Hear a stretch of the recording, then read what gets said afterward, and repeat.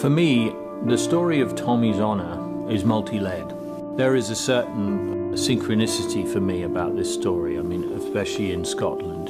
I grew up on a golf course with my father, and I really understand the relationship that Tom and Tommy have together.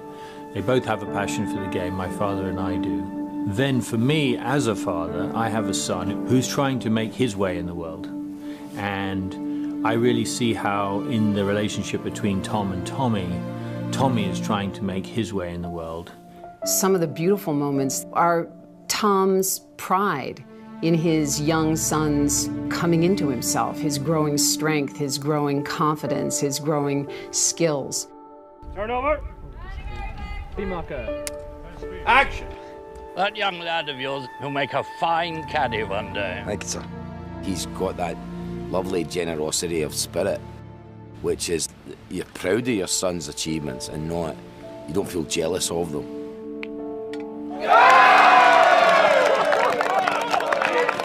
The other element that I love about this story is that it comes from the beginning. You have working class men who had a passion for a game that didn't have any history particularly, and that they were creating history, but they had no sense of this. They had no sense of their own legacy. All right, let's do rehearsal.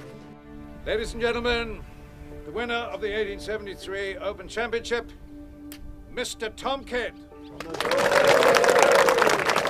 This film takes place in the mid to late 1800s, and there was a social class strata out there, and the Morrises were not in the upper strata. They weren't allowed to set foot in the clubhouse. They were the caddies, they were the ball makers, the club makers. On a good day, old Tom could maybe make 2 of these balls. Now, these balls were half a crown each, which was half of a man's weekly wage. The fact on a bad day, you'd maybe need to give your gentleman 3 or 4 of these to ensure you got round. A caddie's son you are, and a caddie you'll be. We'll see. What else would you be doing? Well, I'll be a golfer. Young Tommy really took on a system that had been in existence for 500–600 years. Why do you let him talk to you like that, Dad? Because he has every right to. I work for him, and the other gentlemen. Yeah, you do, but I don't. Tommy fell in love with a woman who was way below his class standing, which was very disturbing, especially to his mother. You'll not see that woman again. So young Tommy was the first professional athlete of all time. He actually said, I want to be paid to play this game, and instead of a gambler giving him a little stipend to have him play for them, and he said, no, people are coming to watch me play, and I want to be paid for it. So gentlemen pay you to play golf? They put the stakes up for a match. Hundreds of pounds, like. Every golfer ought to tip his cap to Tommy Morris, the first touring professional, the man who invented that role. Readers, viewers, and fans will all respond to the idea that, oh, that's how the game came to be.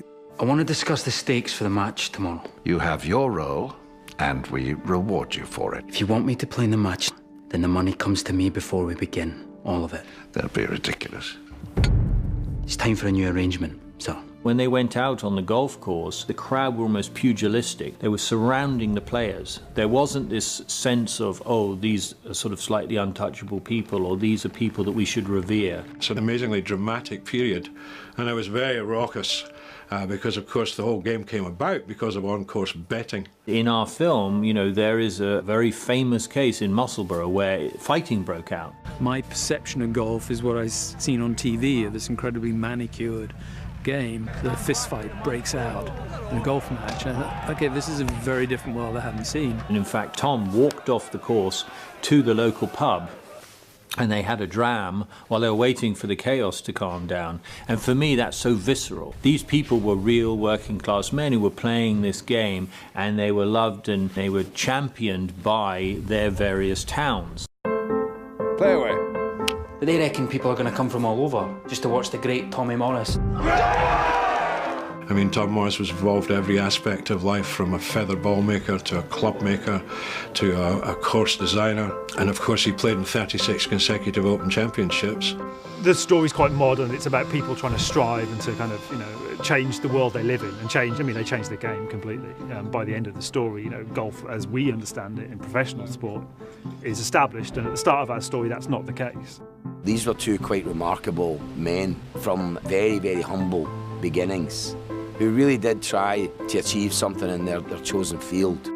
For a non-golfing audience who, say, are walking around St Andrew's Cathedral, to see that graveside of young Tommy and old Tom, it would be lovely if they knew what the background to that was through this film. Sharp as you can.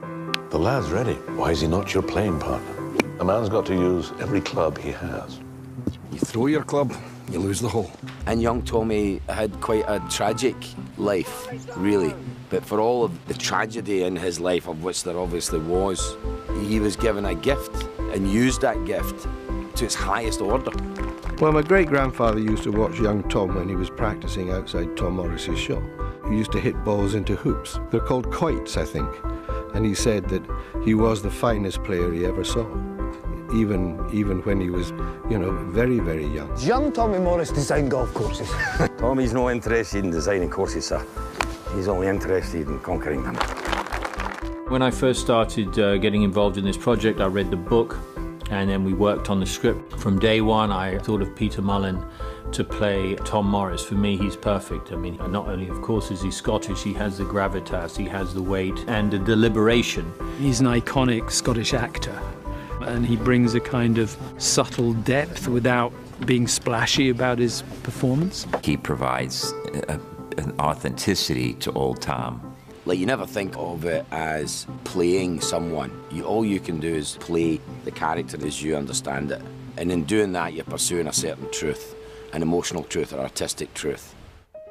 Jack Lowden is a young up-and-coming star, and he will be a force to be reckoned with. When I read the script, I loved it purely because I liked that this kid had a bit of arrogance. And you don't get a lot of that in Scottish sport. You're not expected to talk yourself up at all, and which is a great thing and a good trait that we have. But I thought this is a little bit different because this kid's got a bit of a swagger about him and a bit arrogant, and I like that. Looking at the rushes, Jack just brings fantastic energy to young Tommy, which highlights the sort of tension between this very centred father. Working for another man is an altogether different matter.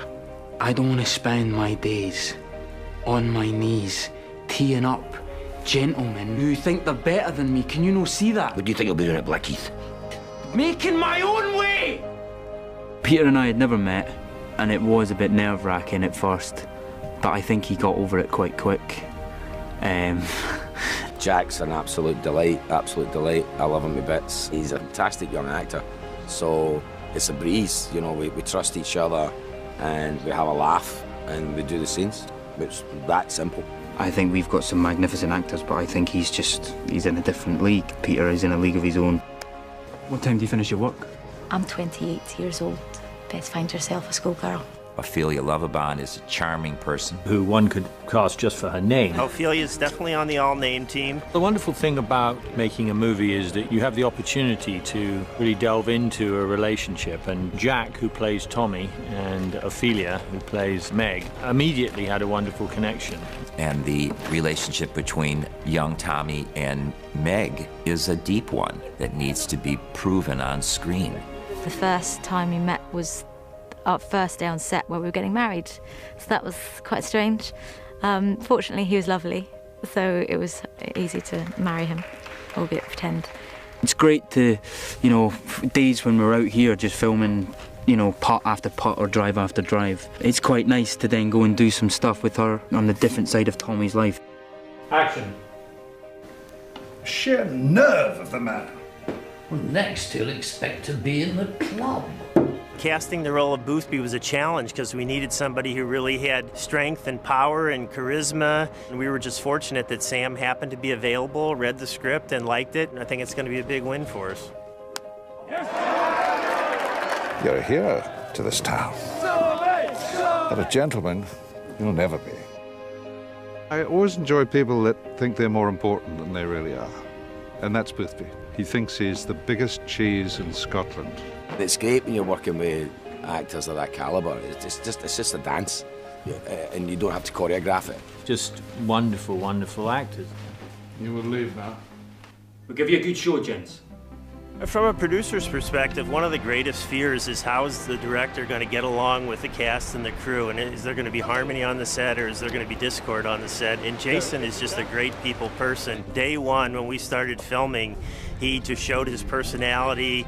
He took the time to introduce himself to every extra, every crew member, and that is filtered down through the whole production. The thing about Jason is that he has an acting background as well as an acting pedigree, so he really understands performers, he understands what they're bringing to the set, what they need, how to get the best out of them. That adds something extra to the way he is on a set.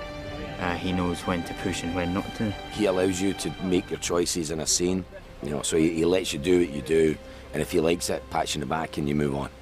Very simple. That was lovely, thanks very much.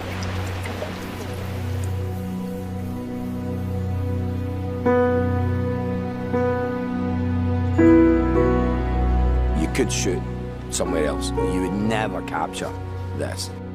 The light, just the light. I've been blown away by how incredibly different and utterly beautiful the light is. The sky goes on and on and on and on. You can't really believe you're sat here filming here and you're being paid to be here. I spent some time in St Andrews with my days off of filming, and it's just nice to wander around the area and get a feel of the location and where it was all set, and it's very helpful. I mean, there's nowhere in the world got more of a sense of theatre than the old course of St Andrews, and because of all the action and the images that surround it. Doing this film's been brilliant because I've discovered towns and rivers and lochs in Fife where we're filming, and in Lowden that I've never seen before. I mean, I'm a 55-year-old Scot, and I've never actually been here. It's extraordinarily beautiful and not easily replicated. It does make it more special. I think it wouldn't be anywhere near as fun if we were shooting this somewhere else. I think it's been magnificent that we've been able to come here and shoot it. This is a story about this small, iconic family. To shoot anywhere else but Scotland would have been difficult for many, many reasons, and I think not done justice to the story that it deserves. I'm very proud I'm playing this guy because I'm Scottish and playing a great Scottish hero, you know, one that not necessarily everybody would know about either. I feel very proud that I'm doing that. For a film like this, you need to film it in Scotland. I mean, you really do. I mean, this town alone gives you so much more than you would ever get on a film set. Just the brickwork and the colours. Yeah, it would have to be Scotland. And action! The main elements of this story, the fact that it's period costume drama, which is always going to cost a little extra. You've got a lot of facial hair, which always takes time. And the thing that time generates is money. And so I think we've been very careful to select the poignant scenes and where to spend the money. The production designers have just created incredible canvas for us to paint our picture on, and it really adds to the richness of the film. Production design is everything but the actors. Everything you see, animals, vehicles, props, buildings, furniture, repainting doors, green screens, camera put up for us, but they get filled with things that we design later. We do have a lot of locations, a lot of sets, because the story takes place over a 20-year period, so every time we take a jump in time, we're essentially establishing a new environment. Hold still. I've taught him everything he knows. I know everything that I know. There's some fantastic locations. Quite a lot of our locations, although we have some built, have been practical locations, much like this. I mean, this really is where Tom and all his family were buried. And so to be able to use the value of all of the ruins that you see around us and the gravestones is huge in a production. If we had to build this, one, it wouldn't be as good, and two, it would never ever be as grand. We wanted to be true to the story, true to the time period, and I've just been blown away by the level of makeup and hair and costumes and the attention to detail that our entire cast and crew have taken to make this thing look truly authentic and realistic. And action! If you can create the world, I think that's when people immerse themselves and become invested as an audience, and that's obviously what the aim is. I think the fine detail helps the audience believe it. If they don't notice it, then we've done our job properly. Sometimes, you know, if there be a modern edge between a piece of turf and a piece of scrubland, then we haven't done our job. That shouldn't be noticed. It should look real, as if it's been there 120 years. When I had my first meeting with Jason, he brought this book along with him. It's called The Golf Artist. And it has the pictures of some of the characters that we're doing, well, paintings of the characters. And so decided to go in that sort of very gentle way so that it's very, very soft against the skin. But also I do believe that through beginning of history, if something doesn't suit the face, then you wouldn't wear it. So even if the character had it, if it doesn't actually suit the actor, then I alter it. Otherwise, it will always look false. That's why I sort of have artistic license. Obviously, one wants to create the most authentic look as possible, and that involves a tremendous amount of different elements. The hats, the wigs, the facial hair, the costumes. It is a big production from the costume point of view. We have a large cast, 57 all in, and over 1,000 counting costumes for a crowd. And we have to cover different periods from 1866 to 75 and also a bit of 1903, so there's quite distinctive looks, and the costume helps the passage of time within the story, so it's quite an important part of the overall look of the film. Cobbling that with the authenticity of the locations, because we are indeed in Scotland where it happened, I think has been a huge benefit to the film without it being overly cost prohibitive. And that's always incredibly important on a production like this, where we're not a studio movie, we're an independent movie. After realizing that the R&A, although extremely beautiful and wonderfully manicured, was actually way too manicured for the time, plus the fact that there have been extensions to the building. So we made a judicious decision to shoot in Balcarres. We changed this field to the R&A of 1866. People didn't have ride-on mowers, and the surface didn't look like someone's carpet, which is, you know, if you go to St Andrews, there's not a blade of grass that's longer than any other blade of grass. So being able to create our own rougher golf course feels more authentic. So we've built half of the R&A, the other half will be visual effect, and then we have 40-foot green screens running along the side, which will be the links road. Modern cinema is evolving so much, and the way special effects and visual effects are used in films is changing all the time. Pre-visualization is, in a sense, like a recipe for all the elements in modern filmmaking. The more elements of visual effects that are going into productions, you need to have an idea of what you've got to do. It's becoming more and more important. If we could point the camera that way, I can pre-visualize it, I can show you what you might see and what you don't want to see, and then you can decide where you really want to spend your money. And that's probably the most important part of pre-visualization, is saying, where do we spend our money on special effects and where do we do it in camera? We've been tasked with reconstructing the R&A from St Andrews, based on its appearance from 1860s. All the mouldings that go around the window, all the mouldings around the columns are all period, so we've had to have them run up specially for this, so they match the reference images that we've got. Something like this, we've really been planning the shots in great detail, you know, so we knew the camera positions, we knew the lenses Gary was going to use, and those shots have worked out, and that's very interesting, but part of that planning is then to give us the freedom to move around and find stuff on the day. You know, we have this thing called a Batmobile with a 45-foot techno crane, which means that we can move camera position really, really rapidly, so that if we need to fine-tune it around the constraints of all the VFX work, we can and get the shots we need. I think that people will be surprised to see how closely it resembles what could have been the R&A all those years ago. If you can create the environment in a story and then put people in it like the actors that we have, I think it's a recipe for something special. The game is catching on in England. What's your future here? One of the things I said going into this, it's got to be authentic. Nothing could be worse to have actors not look like they've ever touched a club before, have fake swings. And we worked very hard to get a top-notch coach to work with all of those that need to have golfing scenes. And I think the golf is very authentic, very realistic. That's enough. Done it. And that bit's brilliant. We brought in Jim Farmer to work with our actors that were going to have to play golf, and he's worked with them for quite some time to make sure that not only are they going to look good on screen, but also that they feel comfortable and understand the derivation of the swing and the game and where things came from. This is the equipment of the day. If you can see, the face here is cupped, and the players of the day had to be so accurate with their shots out of the middle of this long nose, because if they hit it off the nose or the neck, it went right and left in a hurry. So these guys had a tremendous skill. There was a continuity of the 10 or 12 best players in the world. They all had a hammer grip, which took the thumb from the modern game, which stayed beside the hand, to the hammer position, which would be used for an axe or a hammer, and then the right hand didn't really fit on particularly well with the thumb there.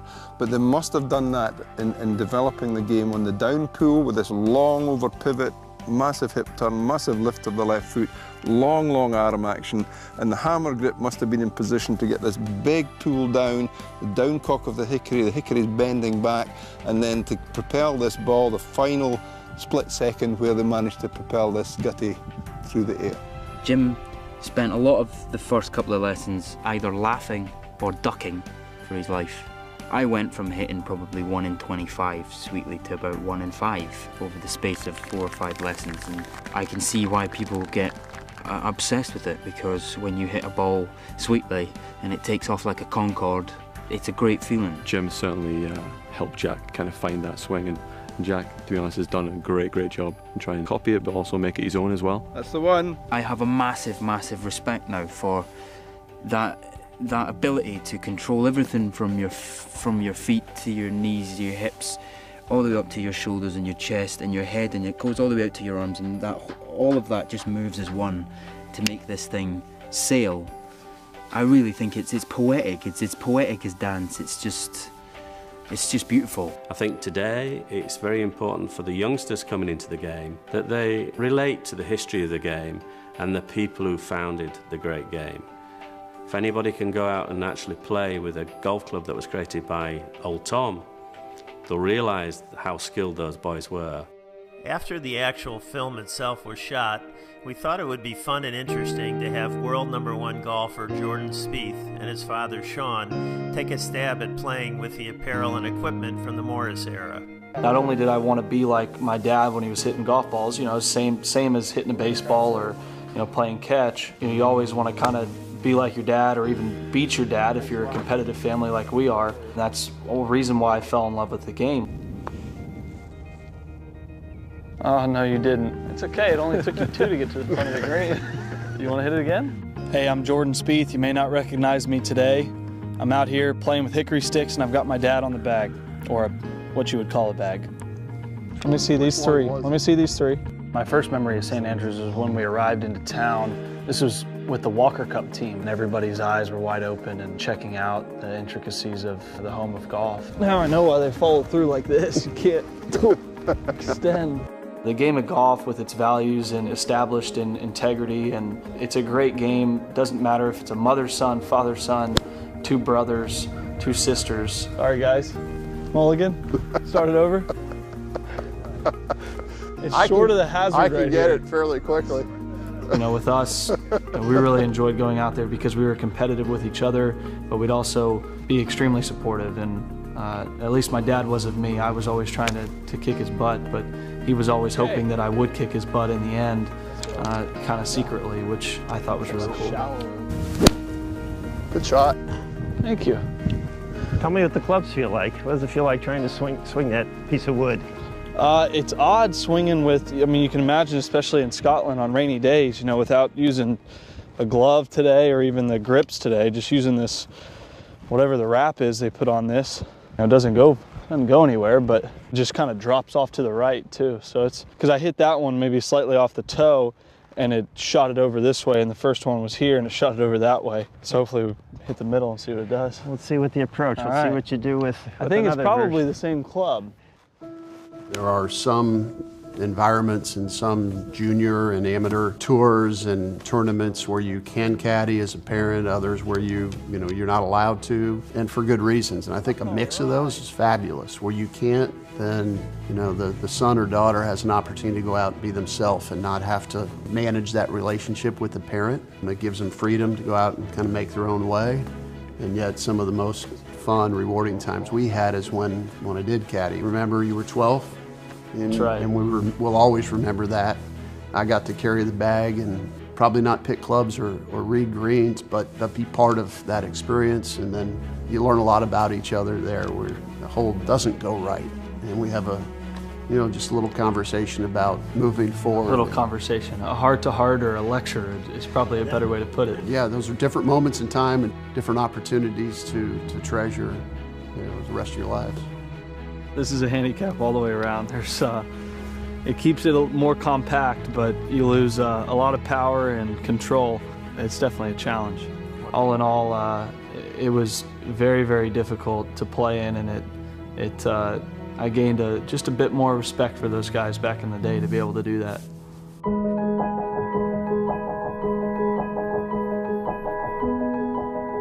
I know of no greater way to pay back the game that I love so much, to expose people to its history. The history of the game is where it all started, and very few people really know much about this. But I also believe it's a must-see for anyone that is passionate about their family, anybody who's passionate about their children, anybody who's passionate about any sport or any hobby, because there's a lot of heart in this film. And even though it has golf and sports as a backdrop, it's much, much more than that. It comes out of this amazing family who fought really hard to make their dreams happen. And that's at the core, I think, of every scene in this movie. The human dimension, the family dimension, the personalities that we've gotten to know are what are really at play for the viewer, I hope. Two Thomas Morrises are certainly better than one. Old Tom has been with me for more years than you can imagine. Walking up the 18th fairway as I have when I played golf here, waking up in the morning and saying, what do I need to do today to get this project moving forward? I spent hours on the phone with Keith, Jason, Bob, and together we've brought Old Tom to what I feel is the 21st century. I am very, very proud to say the ultimate winner of this prize is my very own son, Thomas Morris Jr. You know, I can almost imagine that the day we sit in the first viewing to the public, I would hope that the Morris family would be sitting in one of those rows and nodding their heads and saying, well done, young man. I think you've done my family proud. The joy for me is to start on day one with nothing, and then to finish however many years later and be able to say, this is the story that I wanted to tell, and here it is, and I hope you enjoy it. The truth is, he was better than I. He was better than all of us.